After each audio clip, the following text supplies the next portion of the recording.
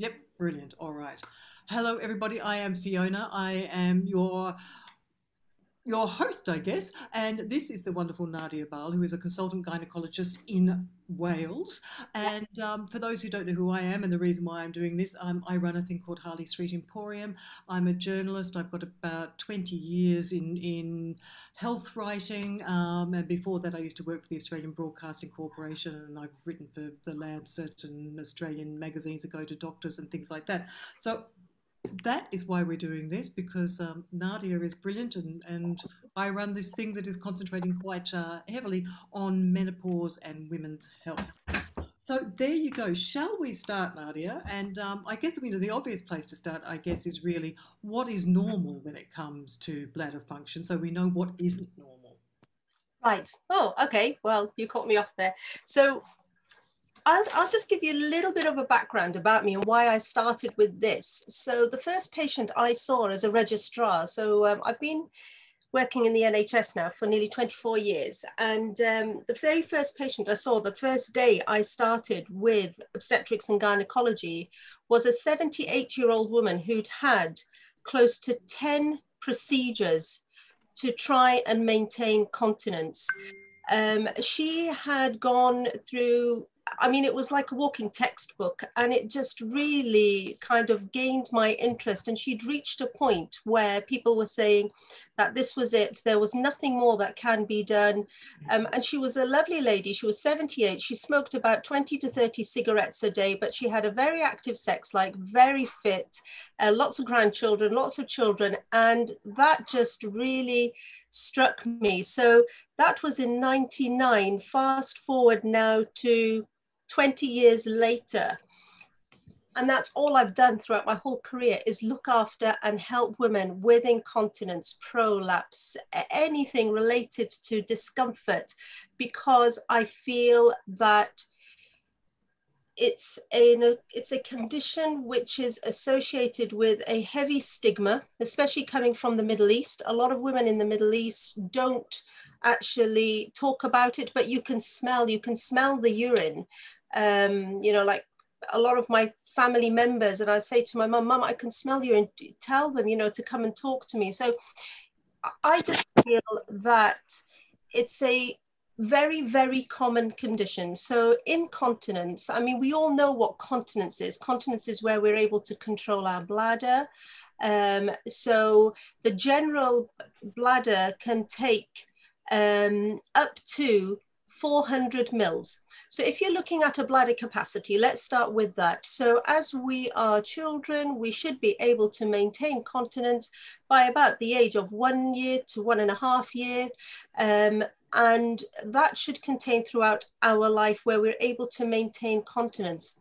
If, however, some children will not maintain continence till about 5, 6, and even into their teenage years. This can predispose you to a condition which is known as overactive bladder and urgency and urge incontinence. So it's always useful if you do suffer with a degree of incontinence to just jot your memory back to when you were a child, because you may remember actually having problems with your bladder, or your mum telling you that you had issues with the bladder. So it's not normal to carry on bedwetting till after the age of 5. And if you did, and it carried on through the teenage years, it predisposes you to a condition, urgency and urge incontinence. So the normal continence, or how our bladder should function, the bladder itself is just like a balloon. It fills up with water. It kind of fills up with water from our kidneys. It reaches a certain capacity. You then get a signal which goes up your spinal cord to your brain to say, hello, there's a little bit of urine in the bladder. Is it convenient, or are you busting? And that's called urge. And we're usually not in the right place. It's not the right time to go to the toilet. So you would. That's right. I'm just getting you ready. Hello? Can you hear me? So can I ask everybody, if you're not on mute, can you mute yourself? Because every time there's a noise in the background, you override Nadia. That's okay. So yeah, so if you, so your bladder will say, your brain will say, okay, is it convenient? Not convenient? Let's defer the urge. And you're then able to defer it. So that's what we call your warning sign. So it's very normal to have a warning signal. Not convenient, let's wait a little bit longer. And then you reach to a strong urge, and then where you are severe urge, and you have to go to a toilet and void and empty your bladder, okay? So the time you start getting a little signal is about 200 mils.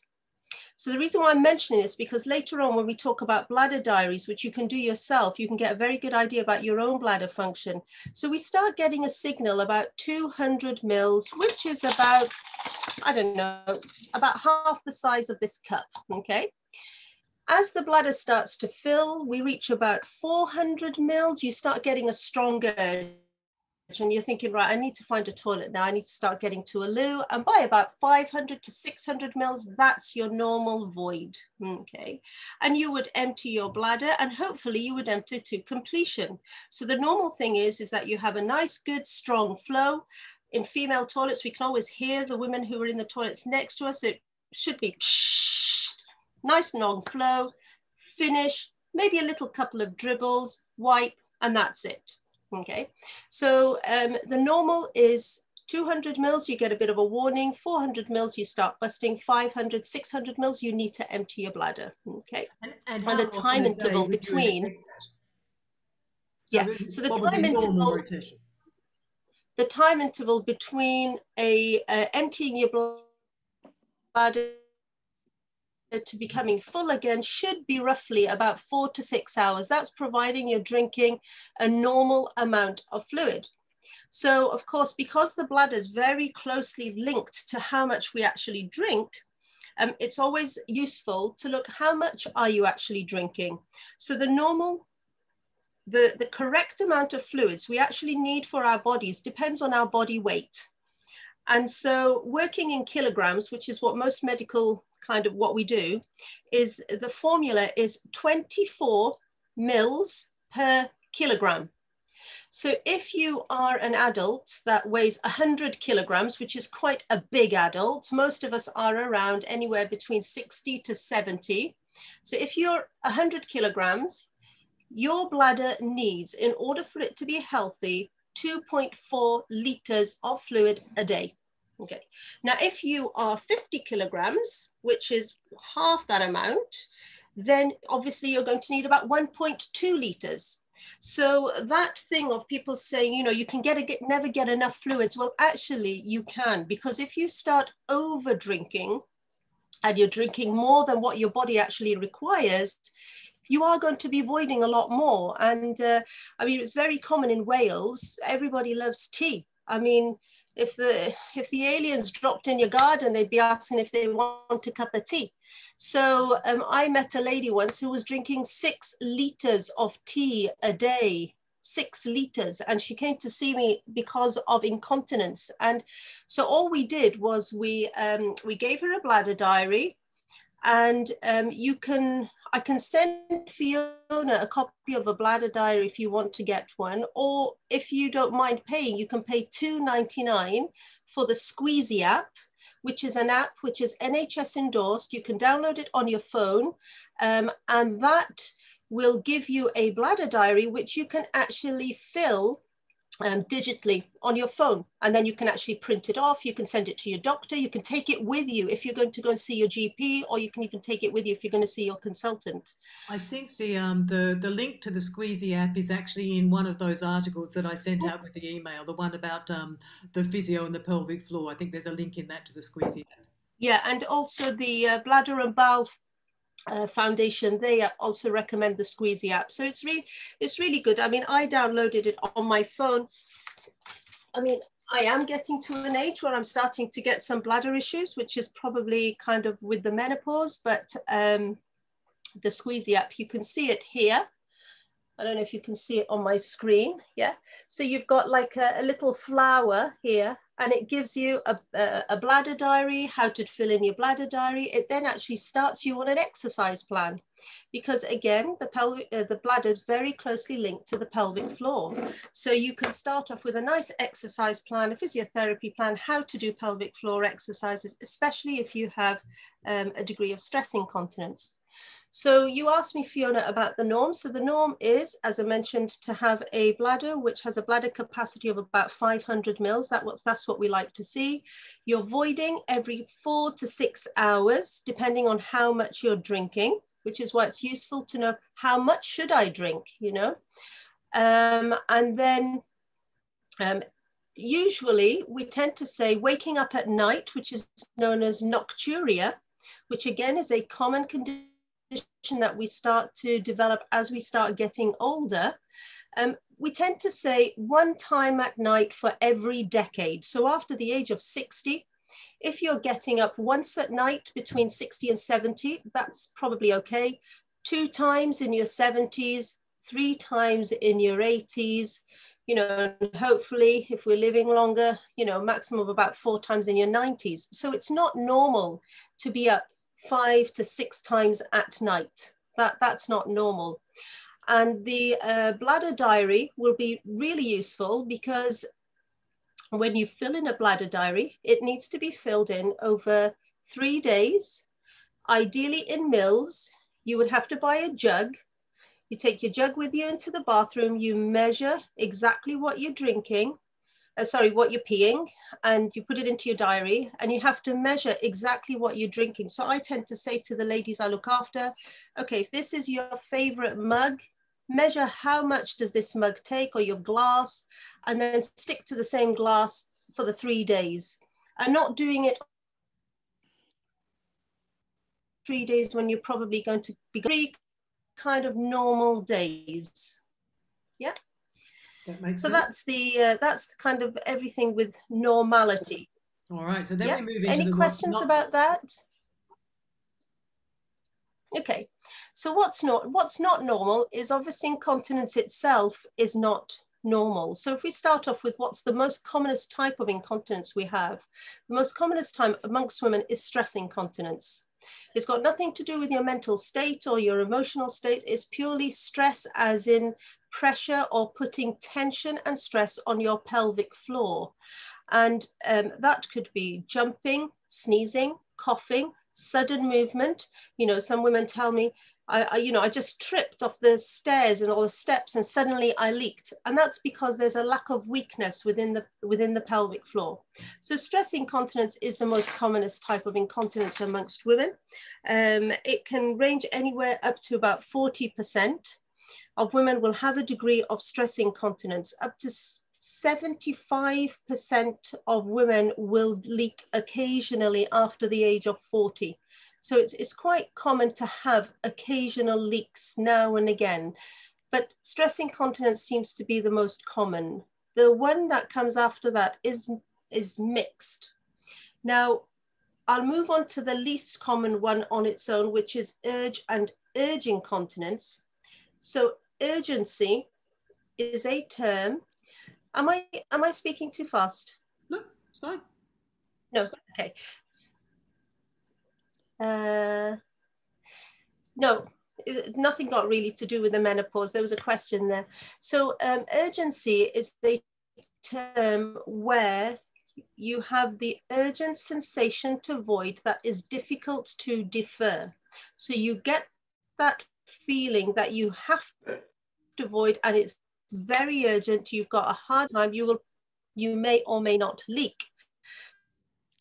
So urge incontinence is incontinence that's associated with the feeling or the symptom of urgency. So when you have a combination of stressing, sneezing, trampolining, horse riding with urgency or urge incontinence, that combination is called mixed incontinence. And it tends to come after stress incontinence. And it's really important when kind of thinking about, you know, if any of you in the audience do have any form of incontinence, it's worth thinking about what type of incontinence may or I may not have, because the treatment for each different one is very different. And usually what we tend to say is that we would focus on what is the most bothersome type of stress incontinence. We would focus on that.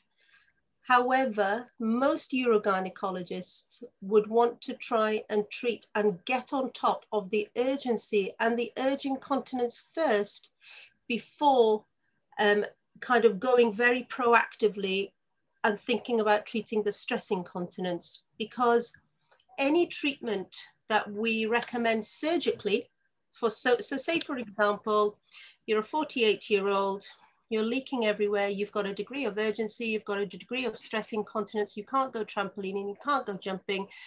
You see a urogynecologist or a specialist and they say, well, you've got stress incontinence, we'll put in a tape, or we'll do a fascial sling, or we'll put some bulking agents. The problem is that in 10% of women who have any form of kind of surgical treatment for stress incontinence, their urgency and their urge incontinence becomes worse. So it's always important that we treat the urge and urge incontinence first. Okay. Should we start there actually? Because yes, obviously prevention is the key here. Are there risk factors that that we can eliminate that would help us prevent any of this in the first place, and then we'll sort of move through the grades of treatment for surgery? So if we were to think about why, so before we can think about the prevention, if we think about the causes of why we actually develop this degree of incontinence, so I think of the big C's. So childbirth, first and foremost, is probably the most contributing factor to stress incontinence as we start to, after we've had our babies. Pregnancy itself is not, some women say, well, if I go ahead and have a cesarean section, I will avoid being incontinent. We know that having a cesarean section can protect the pelvic floor to a degree, and you're less likely to have stress incontinence, but you're not immune from it 100%, because pregnancy itself on its own without childbirth can also contribute to stress incontinence. It's just purely from the pressure of the pregnant gravid uterus itself and all the hormones that are going on. So pregnancy, childbirth is the top of the list as a cause. So we can't prevent not getting pregnant because life has to carry on. But we could, certainly if a young woman were to come and see me who's been totally dry pre-pregnancy and suddenly in the pregnancy develops stress incontinence, I would have a very low threshold to offer that woman a cesarean section.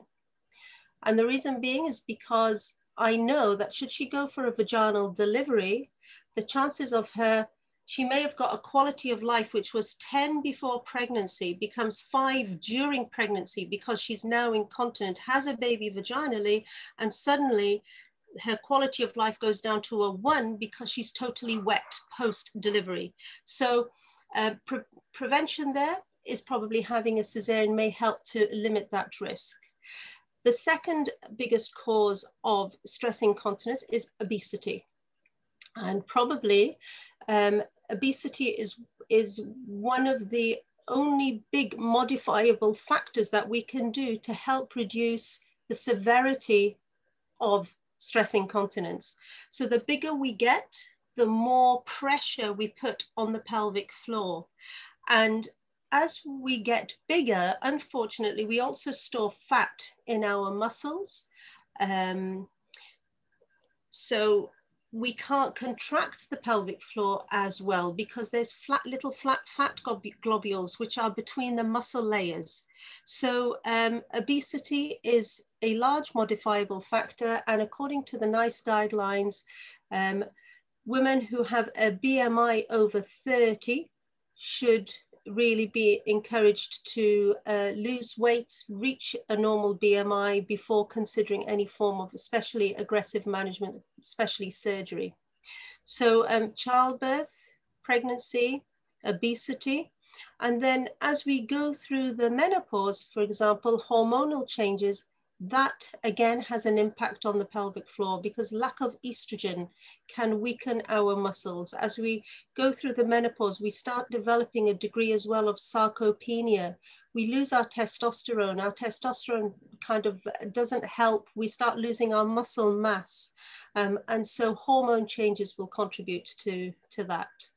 And then again, any form of surgery, if you've had kind of surgery within the pelvic floor, or any nerve damage to the muscles, those can contribute to incontinence.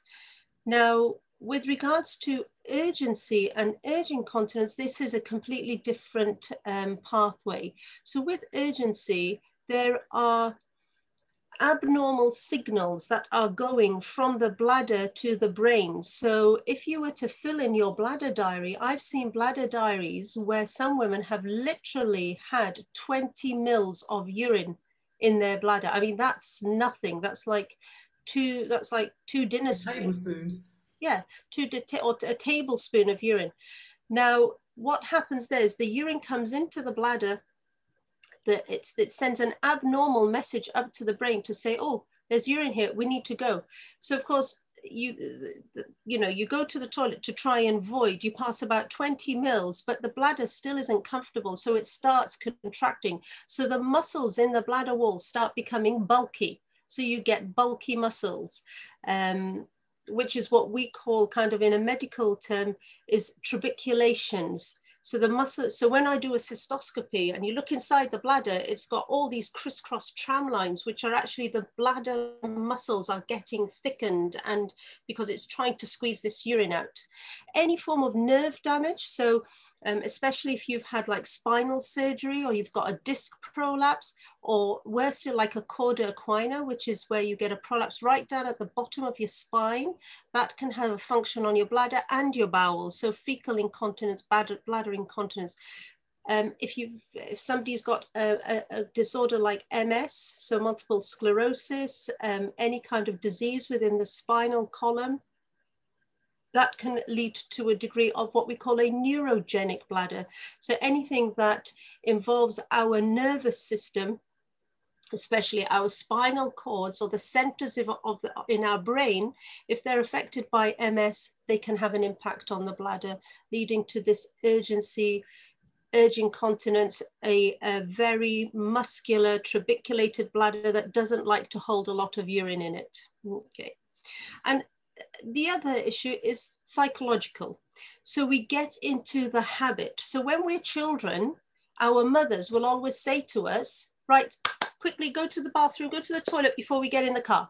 So we all go to the toilet and we try to pass a bit of urine. Did you empty your bladder? Did you have a wee? Yes, go in. So those are bad habits, actually. We should be going to the bathroom when we actually feel like we need to go, because we get into bad habits. I get into bad habits before I operate. I know if I'm operating and I'm going to be doing a 3-4 hour type of surgery, I like, hold on everyone, I'll just go to the bathroom, I'll be back now.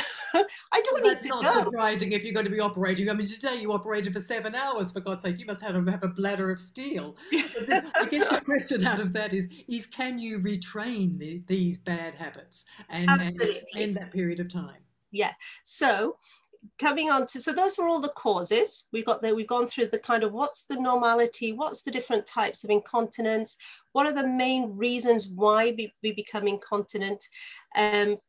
So so if we know what causes incontinence, then we can think about how can we prevent it. So we spoke about very briefly about possibly having a cesarean with childbirth. If we're gaining weight, let's try and get on top of that. Anything that leads to increased pressure. So if you've got a really bad cough, try and get on top of your chest sooner rather than later. And constipation is a big thing, because when we become constipated, the bowels, they dilate. Now the bowels sit right in the middle of the pelvic floor. So the levator muscles come from each side and they hug the urethra, the vagina, the bowel. If you've got a big, massive lump of poo sitting in the middle of the pelvic floor, you can't contract it.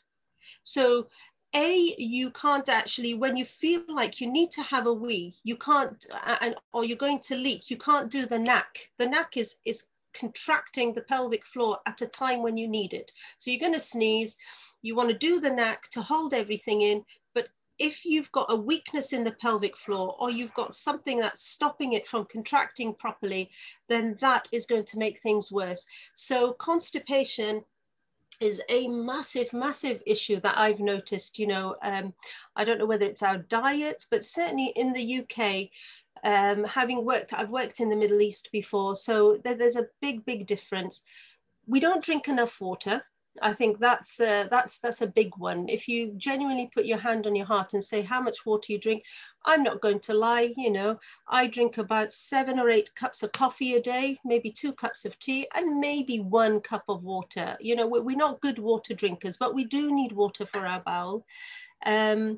And obviously fruit, we need to increase our types and the good types of fruit that are good for our bowel habits. So apples and pears are not great because they lead to constipation because of the pectin within them. So you'd use things like papaya, melons, things that have got kind of a good amount of fluid within them.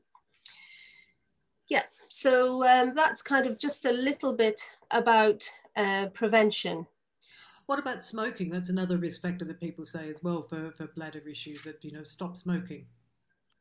Well, we tend to say, I mean, I don't think that the bladder itself, obviously, smokers will have a higher risk of bladder cancer. So the nicotine within cigarettes will increase the risk of developing bladder cancer. The reason why I would tell somebody not to smoke is because I've already looked in their bladder, there's no evidence of cancer there, is because smoking leads to COPD, leads to a bad chest, leads to coughing. So you'd want to stop the smoking to stop the coughing. That will lessen the impact on the pelvic floor. Yeah.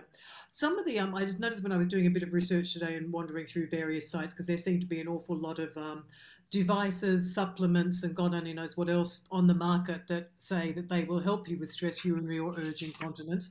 And, you know, obviously they offer advice, as do the manufacturers of incontinence pads.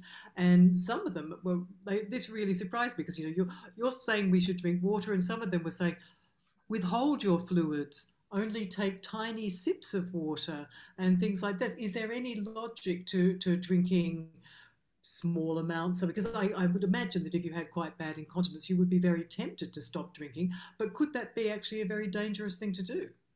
You should not stop drinking. So that formula I gave you of 24 mils per kilogram is the minimum healthy amount that you need for a healthy bladder system. You also need fluid for your brains. So if you are drinking too little, your urine actually becomes very concentrated, which in itself becomes an irritant to the bladder. So the best way to know if you're drinking enough is to look in the loo after you've had your first wee in the morning. And there is a kind of big campaign about the color of our urine. So if your urine is watercolor, then you're definitely drinking more than enough. If it's got a bit of a yellowish tinge, that's probably okay. But if it's becoming a little bit more towards orange or dark orange, then you're dehydrated. So your first void in the morning gives you a good idea about whether you're drinking enough or not. Good to know. Very good to know. All right, so we've got through those sorts of things. When we come, okay, so we've got, let's say with stress urinary incontinence, what are the best ways that we can manage this, especially for menopausal people? Can it be improved with HRT for a start? Is that going to make a difference? Yeah. It should be topical or systemic or both? Yeah, well, I just had a little look at kind of what I thought that we'd talk about. One thing that I just do really want to mention is red flags. So any woman who's suffering with incontinence, stress or urge incontinence, there are a couple of red flags that would require an urgent referral to a specialist. And so anybody who sees blood in their urine, so kind of visible, what we call macroscopic hematuria, in the absence of having a urinary tract infection, especially over the age of 45, would require urgent referral. If you've got unilateral, one side or two sides loin pain, kind of at the back, this region here, kind of where your kidneys are, that's also something to bear in mind. Recurrent urinary tract infections, so 2 within the last 6 months or 3 within the last year that don't seem to be getting treated with antibiotics, is a red flag. And anybody who has pain when passing urine with a raised white cell count over the age of 60, these are urgent referrals to a rapid access clinic. Okay, so if any, I mean, it's not infrequent, and I'm really sad to say that I do see some women who have got severe urgency, which is kind of, sometimes urgency can be quite painful. So they've got bladder pain, urgency, recurrent urinary tract infections, and it's been going on for months and months and months. These women need rapid, or even men require rapid urgent referral. So those are just something little that I just wanted to mention about red flags.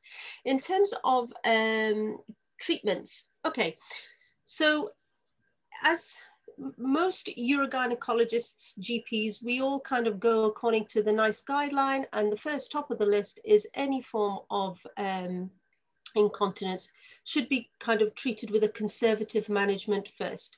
So as we mentioned earlier, we'd look at the behavioral things. So weight loss, so looking at your diet, if you've kind of put on a large amount of weight and your BMI is over 30, then weight loss may help with the bladder. Behavioral things, so that habit, kind of, we'd look at bladder retraining. So does there seem to be a habit when you're getting home and you're putting your key in the door? Is that when your bladder starts to trigger? So we do send a lot of our patients to our continence team, where they will help them with bladder retraining. And bladder retraining is quite simple and anybody can do. If you do your diary and you think, oh, well, actually, I'm voiding only 100 mils every time, you've got a small bladder there. You need to start thinking about stretching your bladder. And it is well and truly, most of the time, mind over matter. As I said at the beginning, the bladder is just a balloon that fills and empties with water, fills and empties with water. The center that controls the bladder is actually here in the brain. Okay, so I've been working with a colleague recently about starting to develop meditations for bladders, because if you understand what is actually going on, bladder retraining is all about very gently starting to stretch your bladder. So you have that urge to go, you try and defer your voiding for a couple of minutes, and every time you start increasing that by 5 minutes, 10 minutes, 15 minutes, 20 minutes, and little by little your bladder will start to stretch. And I think in Birmingham Women's Hospital, they do actually, on the ward, they used to have 2 beds where they would actually admit women into those beds for formal bladder retraining over 3 days to kind of conquer the habit of going. Now, I'm just trying to imagine that. It was like, nope, you're not getting out of bed. We're not bringing your pan. You are just staying there. I've got the clock on. I'm actually doing this at the moment because I realized that I was going to the toilet probably every hour and a half, and I thought this is just ridiculous. So I've now managed to stretch it out to 3 hours between. Can I just take you back 1 minute, because there are a couple of important questions here, and the first one, well, actually the second one is from Maria, and she's asking about if there's a little bit of light pink color after she wipes. It's been a week and only a tiny bit. Should she worry? Could that actually just be something that's from, a bit of torn tissue, a hemorrhoid, a fissure? Could it be anything else? Should she be worried?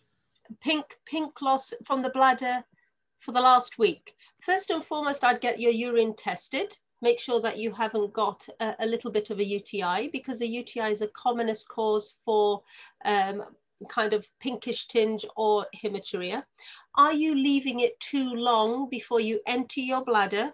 So all of us will remember being pregnant and waiting for our ultrasound scans. Your bladder is absolutely busting to go.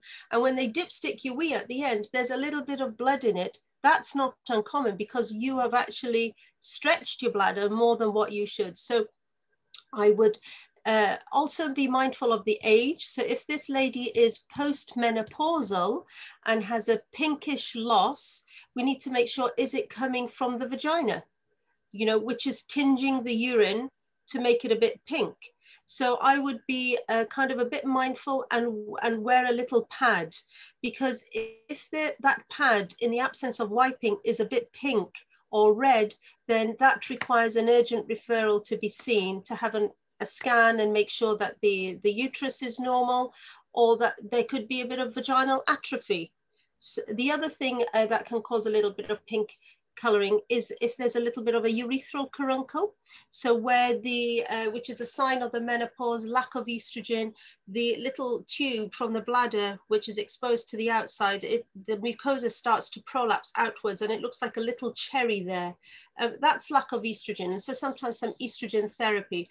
But I think first and foremost is, if you do have a bit of pinkish loss, a bit of discomfort that I can see there, a light pressure, and you're postmenopausal, definitely see the GP, at least have a urine dipstick.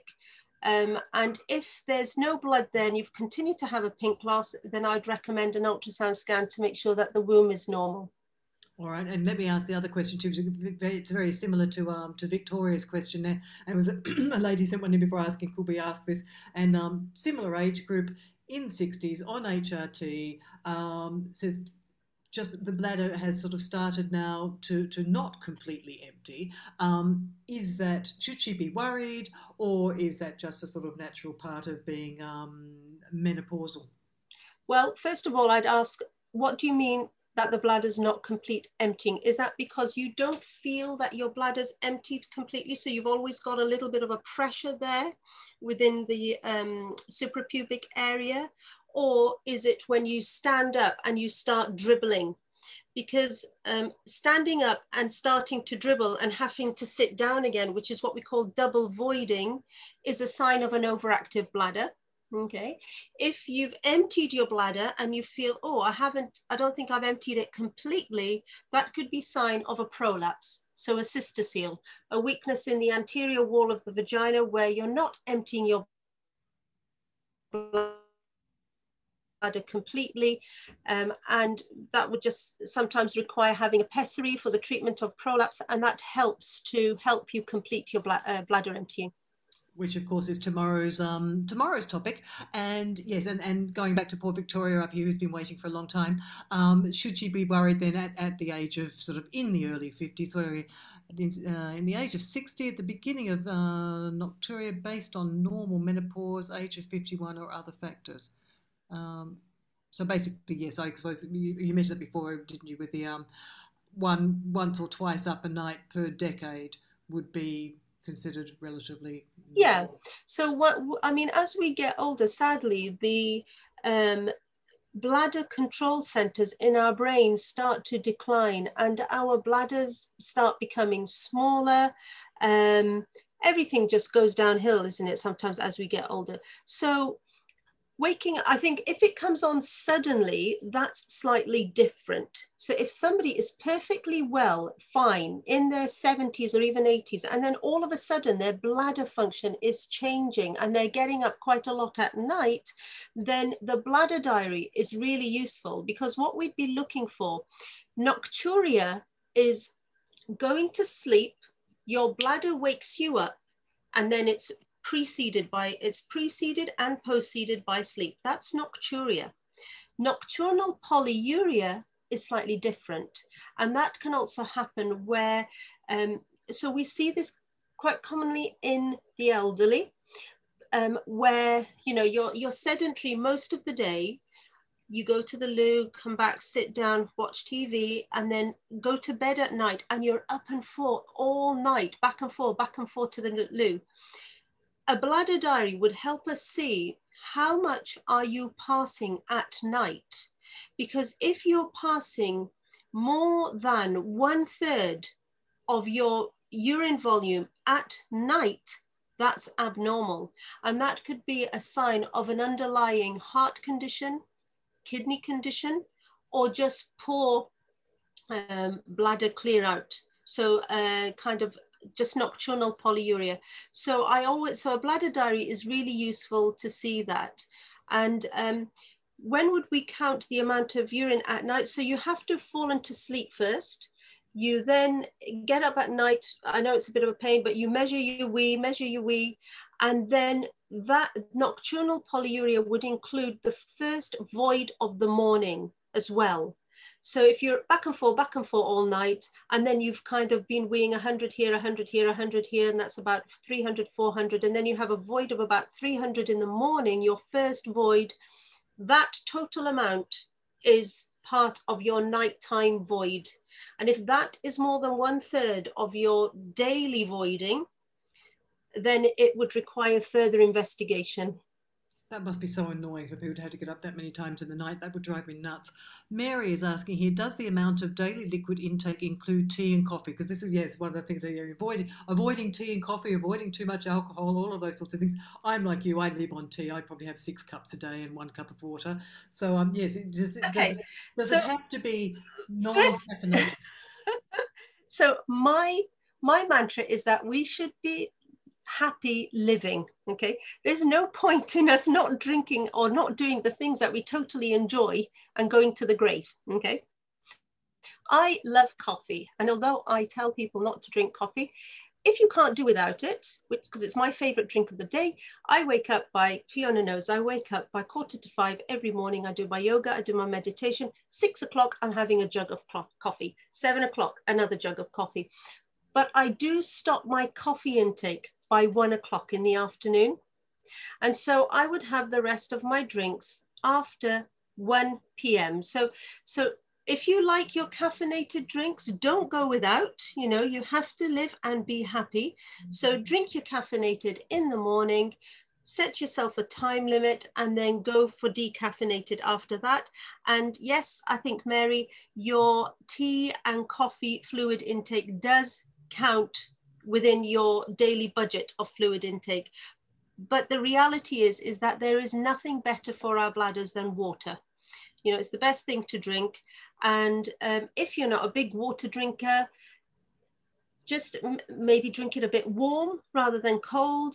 Add a slice of lemon, add a slice of ginger, you know, jazz your water up to make it, yeah, that's it. Jazz your water up to make it more appealing. And actually, for most people who start drinking water, if you just do it kind of a habit, okay, for the next week, I'm going to drink it's really good for your bladder, for your kidneys actually, is to have a slice of lemon in the morning with a warm water. It flushes out your kidneys. And our elderly grandparents, they would always kind of drink a glass of warm water in the evening with a bit of lemon. So it's really good for your kidneys. So try and do that just for a week and see whether that kind of can increase your water intake. I was just saying, I love water. Probably been drinking too much of it every day. See, I'm not a great water lover. I do train myself. I have managed to probably drink 3 or 4 glasses now, but I find it really dull.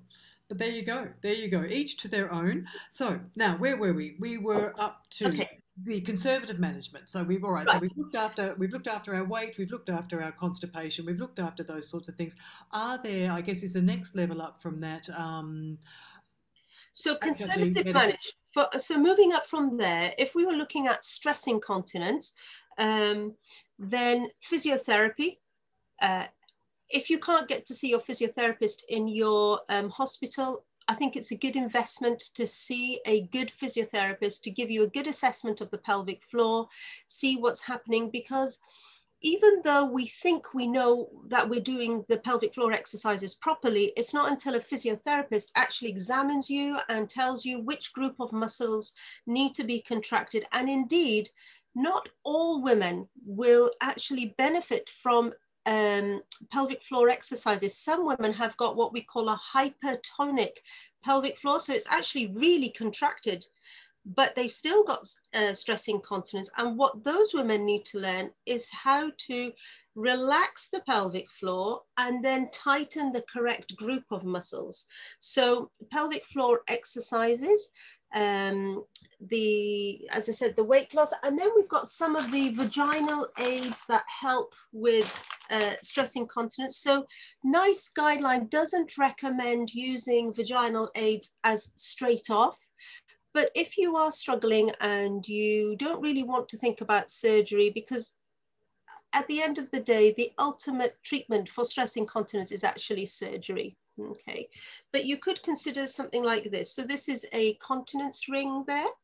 I love these. Yeah. So we call this a ring with a knob. I just call it a continence ring. I call it a door handle. So this little part here, the knobby part, would, so you'd put it into the vagina. So if, actually, where's my vagina? Yeah. not my vagina personally, but this vagina. Sorry about that. But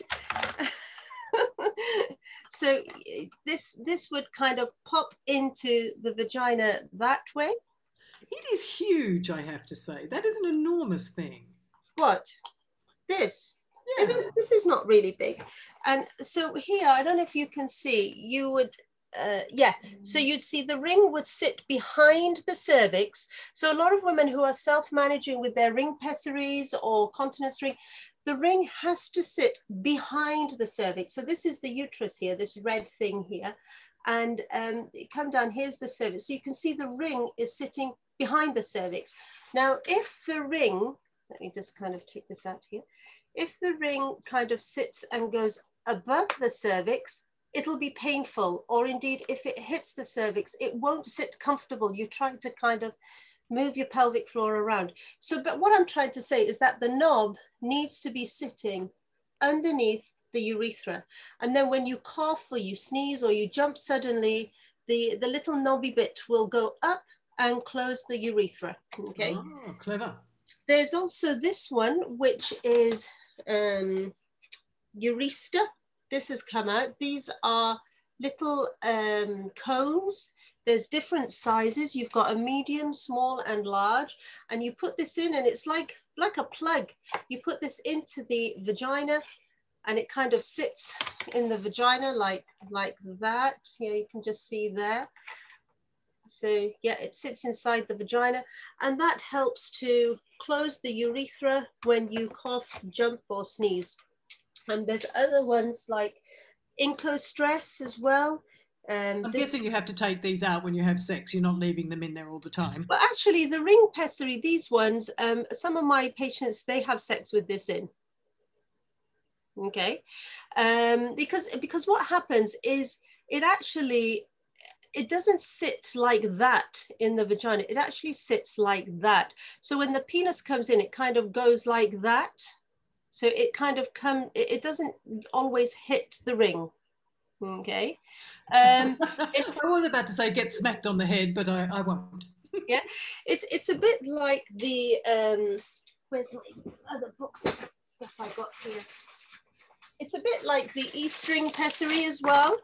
So, I mean, the E-string is lovely. You can definitely have sex with this in, okay? In fact, a lot of women say sex feels better with this in because it makes the caliber of the vagina a little bit smaller.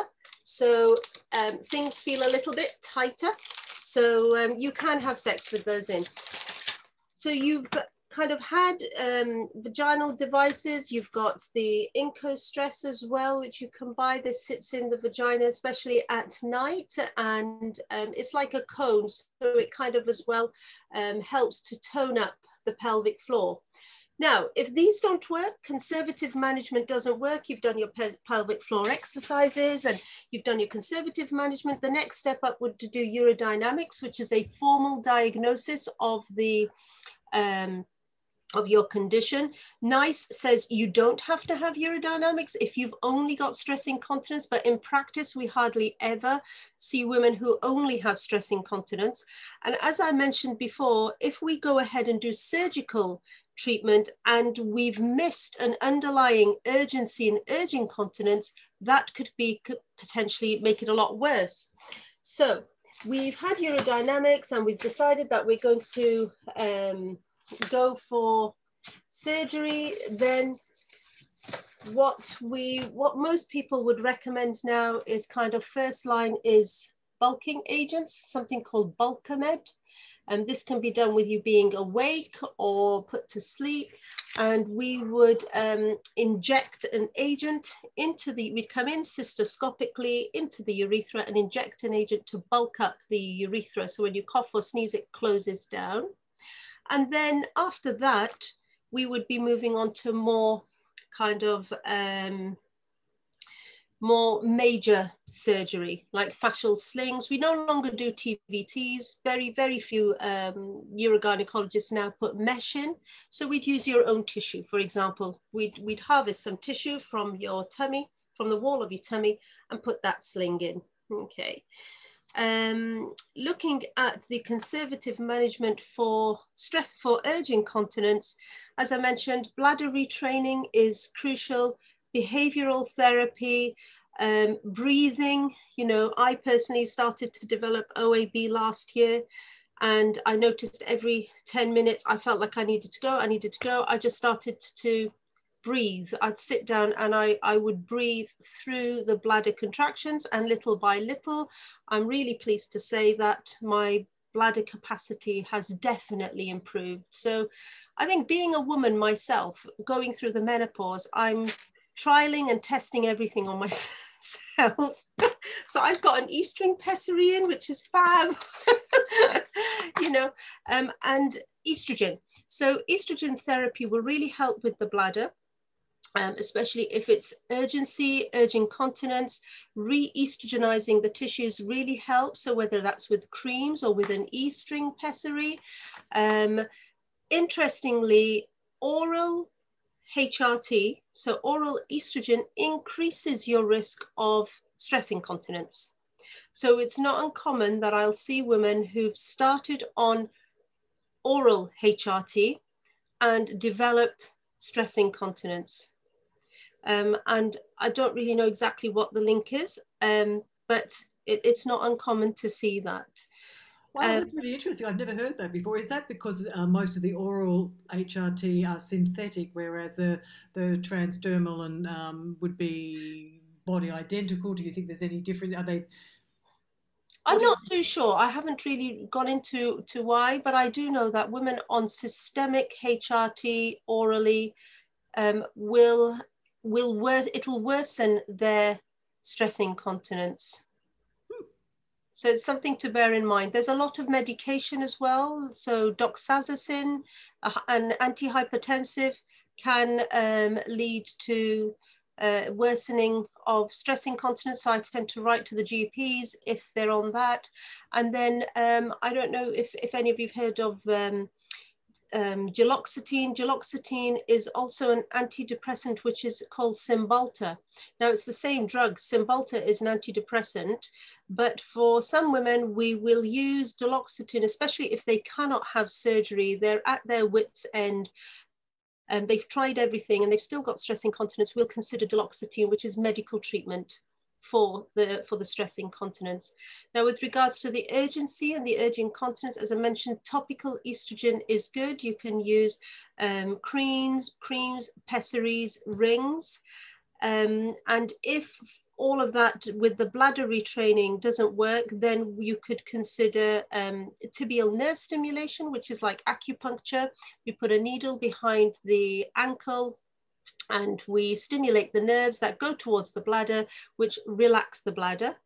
That should be available now in most NHS hospitals. It's NICE recommended. A lineup from that would be Botox. So if you remember, going back to the beginning, I mentioned those thickened muscles inside the bladder.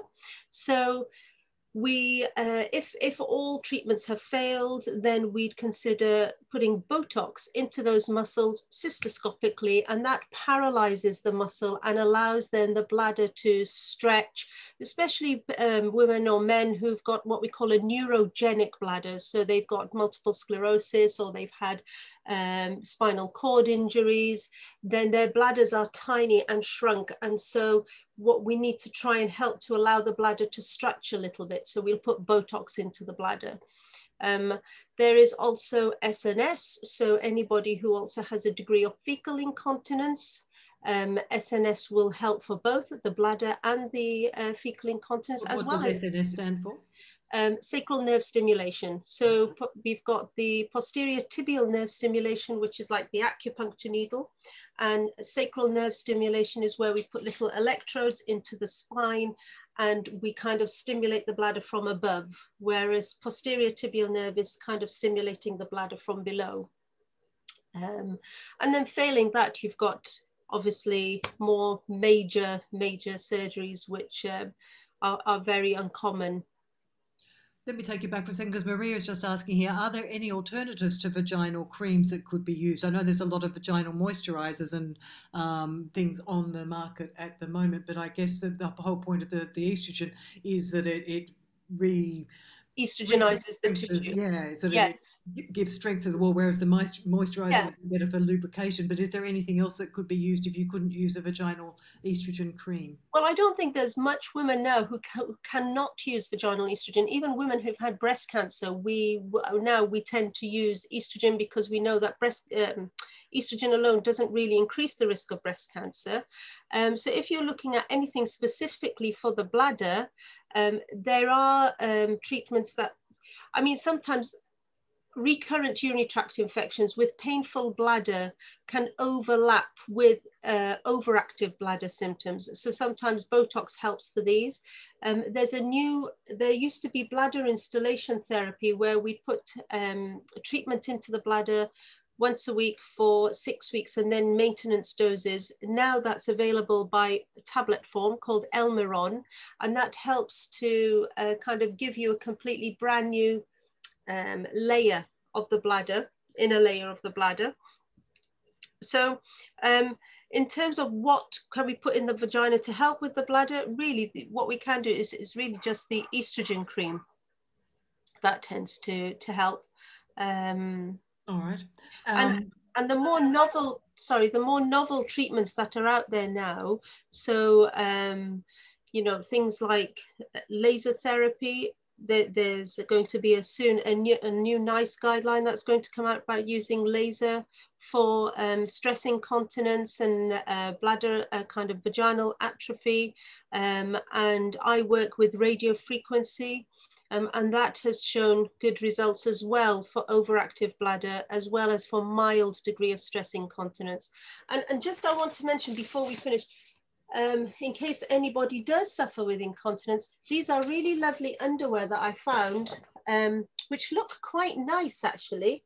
And for women who have a mild degree of leakage, these are called Wherever, because it's quite expensive to buy all these pads all the time, but they've got a thin layer of carbon in the middle, and you can wash them up to 200 times, which I thought was really useful for people to know. They're called Wherever, and they're for men and for women. So when we say wherever, it's WEAR as opposed to yes, yeah. So okay. Wherever, so and environmentally more friendly too, yeah. Absolutely. And the other thing is that if you are a bladder sufferer with incontinence, you know, please go and get your radar key because you're entitled to it. So you can just, I think Coloplast as well, they offer these keys for free. So just www.coloplastkcharter.co.uk, and it gives you access to any disabled toilet. Oh, yeah. That's useful. For when people are allowed back out again? Yeah. Yeah. Are there other medications, just quickly before we sort of do wrap up, we will run over time here, but that's not the end of the earth. Are there medications that can contribute to these problems and others that people should be aware of as well? If they're on other medications, could they be making things worse? Yeah.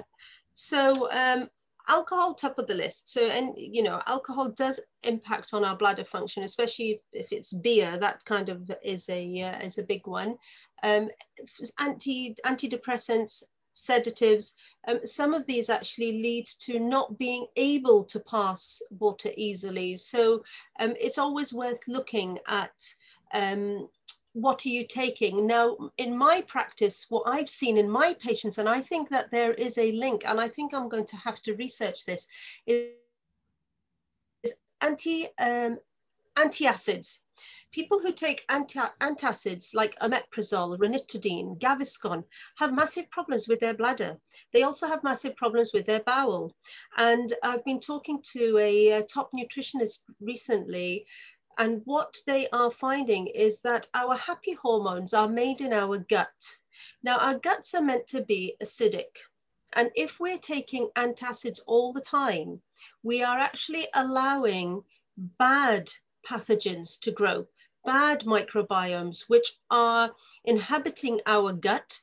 And as you probably all know, our gut bugs very easily go into the vagina, which is why we always say to wipe from front to back. Yeah. So always wipe from front to back, because when you wipe from back to front, you're actually bringing those bugs towards the vagina. And even having a little douche, like a little bottle of water, putting to allow to clean the vulva is useful. So talking to Sean, who's the owner of a company called the Chuckling Goat. If you want to Google it, it's an amazing product. It's kefir, it's natural kefir. They are doing a lot of research looking at how antacids are grossly affecting our gut microbiome. And because we're not having happy bugs growing in our gut, it's leading to depression, mental health issues, because our happy hormones are developed in our gut. And so if we are inhibiting that with an omeprazole, it leads to depression. It's also leading to gut cancer. So bowel cancer now is believed to be linked to our gut microbiome.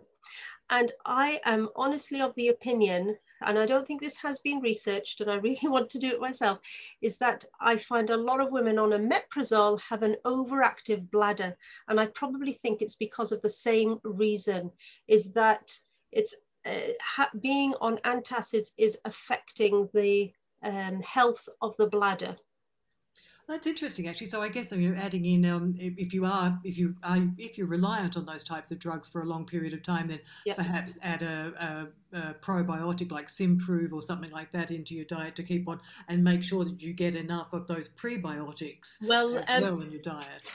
Well, they produce the Chuckling Goat, which is goat kefir, and it's a probiotic, but they also supply you with a prebiotic. So you want to kind of redo your gut. And if anybody is interested in this, because this is something I'm really interested in, they also do these kits. They've just sent it to me. It's called Listen to Your Gut. And it's a microbiome testing kit. They send it to you, you send them a sample of your poo, then they send you a report and they will tell you exactly what's going on in your gut microbiome. And then you will have a follow-up call with one of their nutritional advisors to help you learn.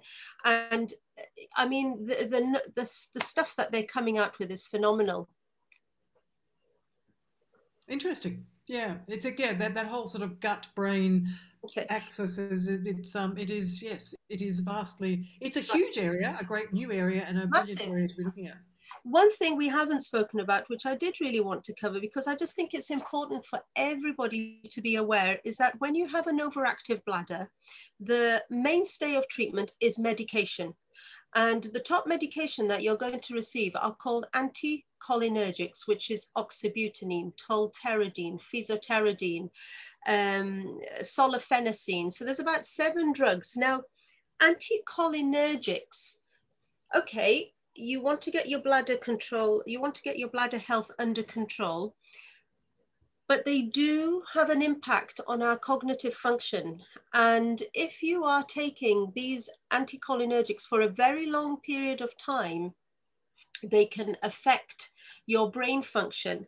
And there is a list here of drugs. This is called the anticholinergic cognitive burden list. Now, in this list, you can download it from the internet. It'll give you different drugs. There's loads and loads of drugs here. And because polypharmacy is actually a problem where there's too many medication. But if you go down this list, I mean, I go down this list and sometimes I see some really young women in my clinic, 28, who are on things like ranitidine, Imodium, Tegretol, if they've anti-epileptics. Obviously some drugs you have to take, but cocodamol, warfarin, other things, when you add up all of these scores, they will contribute to a risk of mortality, especially in our elderly. So I would just say for yourself, if you're on a lot of medication, look at what you're actually taking and go and see your GP and have a medication review so that they can work out what your anticholinergic burden is like. And I would urge to try and kind of wean yourself off things that you may be able to do without. If you have an elderly mum or an elderly dad and you're looking after them, just also it's important that they have a medication review every year, because increasing their anticholinergic burden will lead to problems like dementia and Alzheimer's in the future. And you can swap one drug with another drug. So I just wanted to mention that as something that I think is quite important, that maybe not a lot of people know about.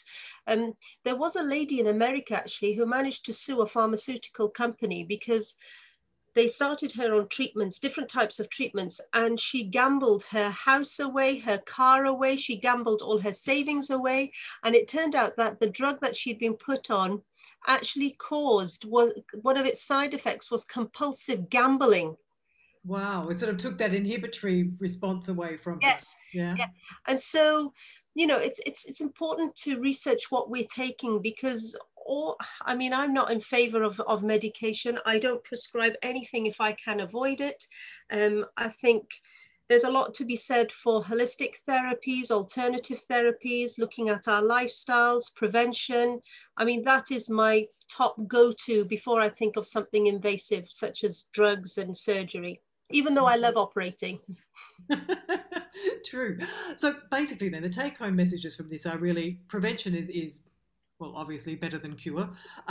What we can do is to make sure we're not constipated, don't drink too many caffeinated drinks or alcohol, lose weight, do our pelvic floor exercises, which will be tackled on Friday with a physiotherapist who will tell us the right way to do it, and also if we're hypertonic, what we should be doing about it. What else for our takeaway message? If we get to a point, the novel treatments are going to be an interesting one. That's Thursday as well. So we'll be going through those just to see what sort of evidence there is now to say whether they do or they don't work. Because it's, I guess this is the problem with things being novel, really, isn't it? That until the evidence is there, everybody's going to go, oh, as I got, a comment on one of the Instagram posts the other day, oh, show me the data. But, until you start actually using these things, you can't really gather the data. So, yeah, it's one of those sort of chicken and egg type things, I suppose, isn't it? With a lot of those things, you can only really go on what people are seeing and making sure that you have a good assessment to see whether or not you're actually appropriate for them. What else is there that we should sum up on this? And does anybody have any last questions that they want to throw in? You can unmute yourselves now and have a chat.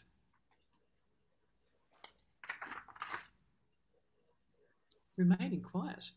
Anything else, Nadia, then, to sort of just summarise what your take-home message, apart from keeping yourself healthy? No, I think, I just hope everybody finds it useful. I think so, because it is, the idea of spending the rest of your life in nappies, really, if it can be avoided, would be a good thing. Oh, that's right. If you do use if you use pads, you can reclaim that back, the VAT. So there is a form that you can download, because incontinence is considered a medical condition. So you should be able to reclaim your VAT. And obviously you can get pads from the NHS and from your continence team, but they tend to be quite large. I think they think women are like elephants. They're massive. So a lot of the women like to buy their own because they're a lot more comfortable. I think those underwear, I even think I'm going to buy one myself just so I can see what it's like and I can show it as a sample for everybody to see, because you can rewash them, so you can reclaim your VAT. You just need to download a form. I think the GPs would have it to reclaim the VAT. Yeah, that's actually because it would a very, very costly thing in the long run to I mean, I don't know how much they cost, but I imagine that, over the year you could be spending thousands. Yeah. Yeah, which would not be good. Brilliant. All right. Look, thank you so very much for that. If nobody's got any last questions, let's let poor Nadia go and have some dinner since she's been operating all day and only eaten 2 bananas and a bit of banana cake. I'm